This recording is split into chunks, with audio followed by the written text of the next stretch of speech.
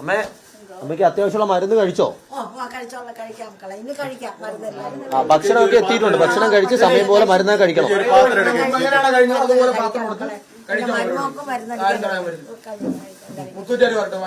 ഇപ്പൊ ബാങ്ക് അധികൃതർ ഇങ്ങോട്ടേക്ക് എത്തുമെന്ന് പറഞ്ഞിട്ടുണ്ട്. അപ്പോ മരുന്നൊക്കെ എടുത്ത് കഴിക്കണം. ഒരു മണിക്കൂറിനുള്ളിൽ ഇവർ ആഹാരം കഴിക്കാതെ മരണപ്പെട്ടു പോയിരുന്നെങ്കിൽ ബാങ്ക് അധികൃതർ എന്ത് ലോൺ എടുത്തു വന്നതിന്റെ പേരിൽ തെമ്മാടിത്തരം കാണിക്കുന്നത് ശരിയായ രീതിയല്ല.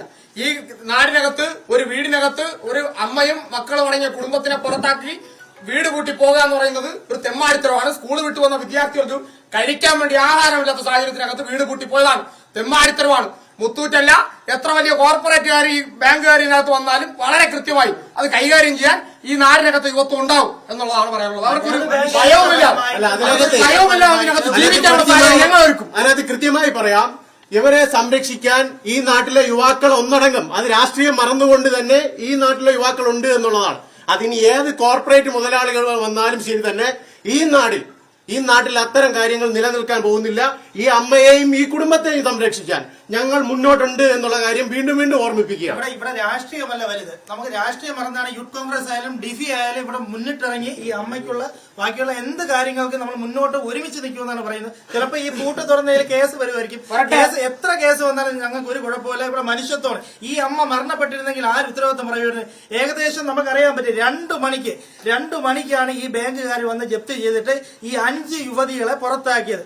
നിങ്ങൾക്കറിയാൻ പറ്റും, റിപ്പോർട്ട് ചാനൽ വന്ന സമയം തൊട്ട് ഞാൻ ഇവിടെ ഉണ്ട്. എന്നിട്ട് മാറിയും തിരിഞ്ഞും ഇവിടുത്തെ ബാങ്ക് മാനേജർ, സെക്ഷൻ മാനേജർ എല്ലാരെയും വിളിക്കുന്നുണ്ട്. ഞാൻ വിളിക്കുന്നുണ്ട്. ഞാനും ഈ റിപ്പോർട്ടറിലെ അദ്ദേഹം വിളിക്കുന്നുണ്ട്. എന്നിട്ട് പോലും ബാങ്കിലെ ഒരാൾ പോലും ഫോൺ എടുക്കുന്നില്ല. വിളിക്കുമ്പോൾ മാനേജർ, ആദ്യം ഞാൻ ഫോൺ വിളിച്ചപ്പോൾ മാനേജർ ഫോൺ എടുത്തു എന്റെ അടുത്ത് പറയുന്നത് വെച്ചാൽ എനിക്ക് യാതൊരു ബന്ധവുമില്ല, നിങ്ങൾ വേറെ ആരെങ്കിലും വിളിക്കുമെന്ന് പറഞ്ഞ് വേറെ നമ്പർ വന്നു. അങ്ങനെ മാറിയും തിരിഞ്ഞ് ഏകദേശം ഒരു 1.5 മണിക്കൂറോളം നമ്മൾ ഇവിടെ നിന്ന് കോൾ ചെയ്തതാണ്. ഇപ്പൊ റിപ്പോർട്ടിൽ ഇദ്ദേഹം നമ്മുടെ കൂടെ ഉണ്ടായിരുന്നു, ബാങ്ക് മാനേജർ വിളിച്ച സമയത്തൊക്കെ. എന്നിട്ട് മനുഷ്യത്വപരമായിട്ട് പോലെ ഇവരെ ഡ്രസ് എടുക്കാനോ ഇവർക്ക് മരുന്നെടുക്കാനോ ആരും ഇവിടെ തയ്യാറായിട്ടില്ല. എന്തായാലും ഇവർക്ക് ഭക്ഷണം കഴിക്കാനുള്ള സംവിധാനം ഈ ചെറുപ്പക്കാരോട് കൂടി പറയുകയാണ്. ഭക്ഷണം കഴിക്കാനുള്ള സംവിധാനം ഇവർക്ക് ആരോഗ്യ പ്രശ്നങ്ങളുള്ളതാണ്. ഈ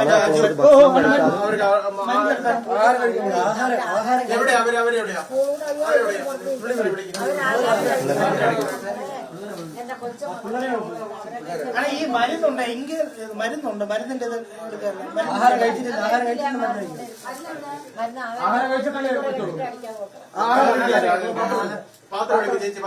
മക്കളെ അപ്പയുടെ വിളി വെക്കളെ